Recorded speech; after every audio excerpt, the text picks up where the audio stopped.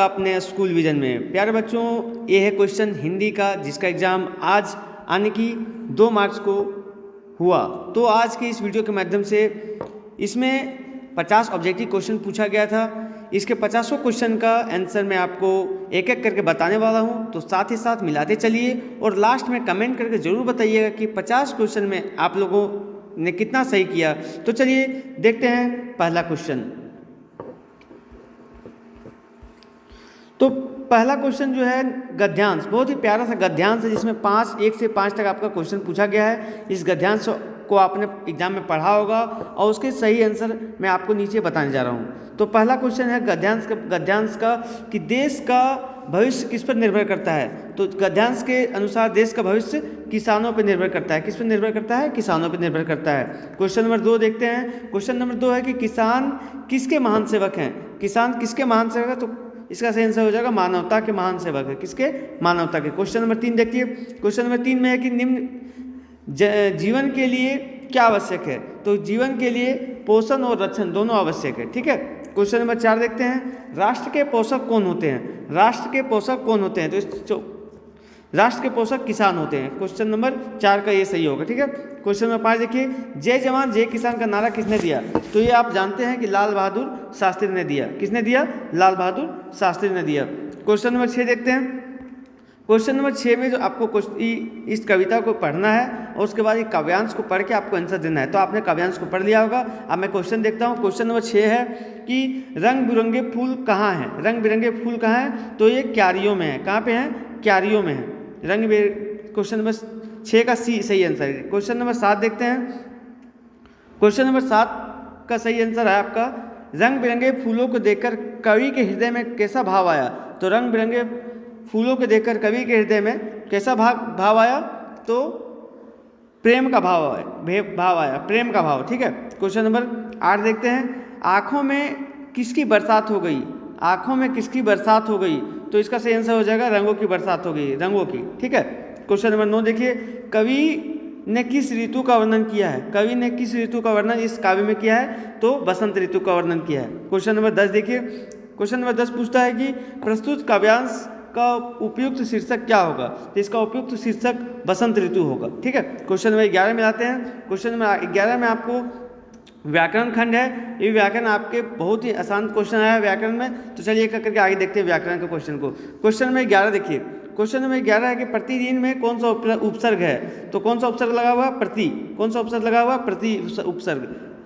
Question number 12 ईत प्रत्यय से बना शब्द क्या है। तो ईत प्रत्यय से बना शब्द है आकर्षित। क्वेश्चन नंबर 12 का सी।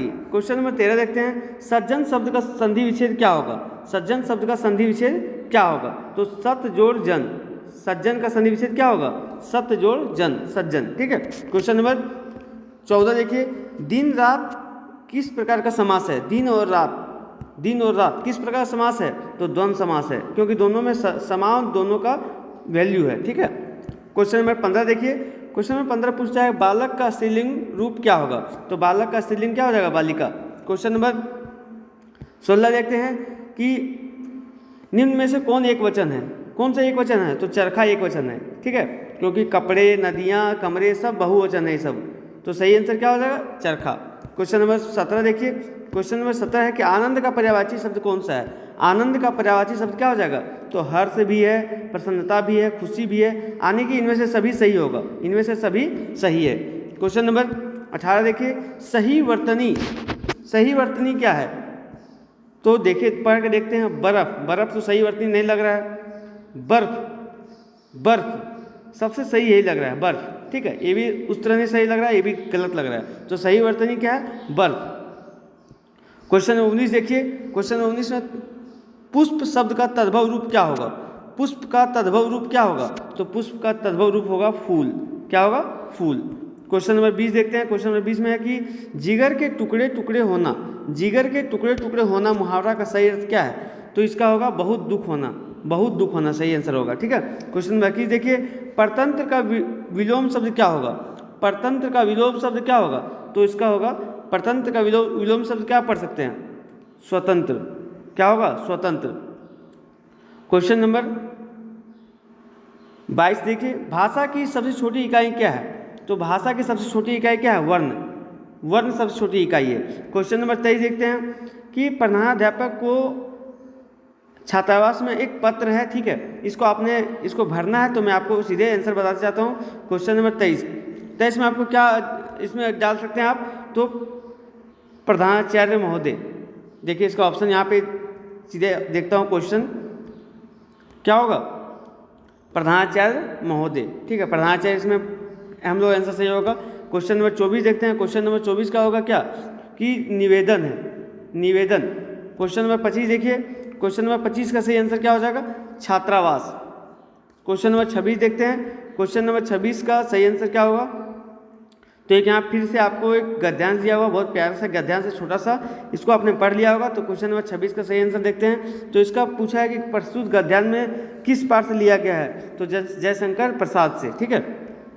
क्वेश्चन नंबर 27 देखते हैं। सड़क के किनारे छोटा जादूगर क्या सजा रहा था, छोटा जादूगर क्या सजा रहा था, तो रंगमंच सजा रहा था, ठीक है। क्वेश्चन नंबर 27 का ये होगा। क्वेश्चन नंबर 28 देखते हैं। क्वेश्चन नंबर 28 का है, सड़क के किनारे किसने मोटर कार रोका, तो किसने मोटर कार रोका, लेखक ने। किसने, लेखक ने। क्वेश्चन नंबर 29 देखते हैं। क्वेश्चन नंबर 29 में है कि रंगमंच पर किसकी तैयारी थी, रंगमंच पर किसकी तैयारी थी, तो इसमें क्या था, ब्याह का तैयारी हो रहा था, ठीक है। क्वेश्चन नंबर 30 देखते हैं। रूठी बिल्ली को मनाने चला था कौन, तो भालू। कौन चला था, भालू।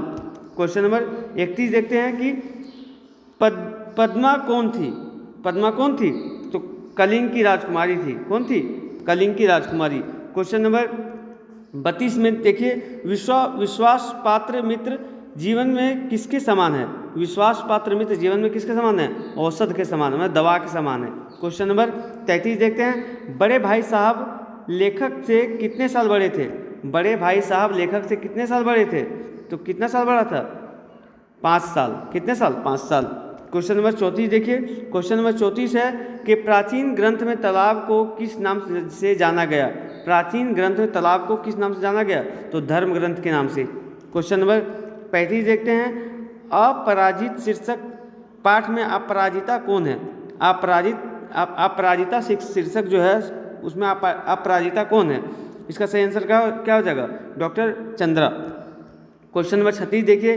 हुंडरू जलप्रपात की ऊंचाई कितनी है, हुंडरू जलप्रपात की ऊंचाई कितनी है, तो 243 फुट है, ठीक है। क्वेश्चन नंबर 37 देखिए।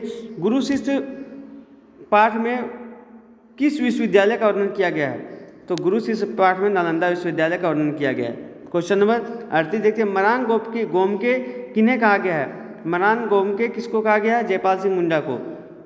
किसको कहा गया है, जयपाल सिंह मुंडा को।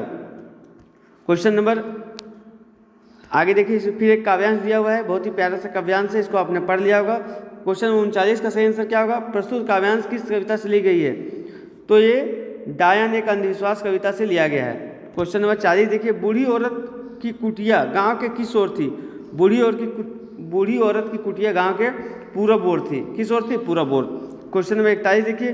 बूढ़ी औरत अकेले क्यों रह गई थी, बूढ़ी औरत अकेले क्यों रह गई थी, तो बूढ़ी औरत अकेले क्यों रह गई थी, क्योंकि बालक की मृत्यु होने के कारण, ये तो था ही, पति की मृत्यु होने का, ये भी सही है, कोई सहेली नहीं होने का, ये भी सही है। जिसका सही आंसर क्या हो जाएगा, क्वेश्चन डी हो जाएगा, ठीक है, इनमें से सभी। क्वेश्चन नंबर 42 देखते हैं कि बूढ़ी औरत मजबूरी में क्या काम करने लगी थी, तो बूढ़ी औरत मजबूरी में मजदूरी करने लगी थी। क्वेश्चन नंबर 43 देखते हैं 43 कि उपयुक्त कविता में समाज की किस बुराई को सामने लाया गया है, तो समाज की किस बुराई को सामने लाया गया है अंधविश्वास को, जो कि बहुत ही भयानक और बहुत ही बुरी बुराई है। क्वेश्चन नंबर 44 है कि राम का भरत को संदेश पाठ किस महाकाव्य का अंश है, तो कौन से महाकाव्य का अंश है, ये रामचरितमानस महाकाव्य का अंश है, ठीक है। क्वेश्चन नंबर 45 देखते हैं। तुलसीदास के अनुसार मुखिया को किसके समान होना चाहिए, मुखिया को मुख के समान होना चाहिए, ठीक है।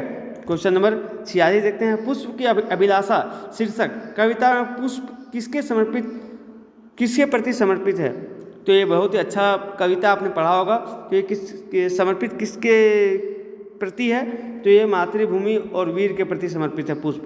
क्वेश्चन नंबर 47 देखते हैं। बटोही का क्या अर्थ है, बटोही का अर्थ है आत्री भी सही है, राही भी सही है, पथिक भी सही है, मतलब इनमें से सभी सही है। क्वेश्चन नंबर 47 का डी। क्वेश्चन नंबर 48 देखते हैं कि पथ पर चलने से पहले किसकी पहचान कर लेनी चाहिए। पथ पर चलने से पहले किसकी पहचान कर लेनी चाहिए? पथ की। किसकी? पथ की। क्वेश्चन नंबर 49 देखते हैं कि बूढ़ी पृथ्वी का दुख शीर्षक कविता के रचनाकार कौन थे। बूढ़ी पृथ्वी का दुख शीर्षक के रचनाकार कौन थे? तो निर्मला पुतुल। निर्मला पुतुल। क्वेश्चन नंबर 50 देखिए, जो अंतिम क्वेश्चन है, बूढ़ी पृथ्वी का दुख शीर्षक कविता में नदियाँ क्यों रोती है? तो प्रदूषित होने के कारण रोती है। उम्मीद है कि आपको 50 में 45-46 नंबर आ गया होगा। और मैं इसके बाद आपको देखने को मिलेगा इंग्लिश का पूरा ऑब्जेक्टिव का आंसर की। जरूर देखिए वीडियो को लाइक शेयर और सब्सक्राइब चैनल को जरूर कीजिएगा। आज के लिए इतना ही, तब तक के लिए जय हिंद, जय भारत, जय भारत। धन्यवाद।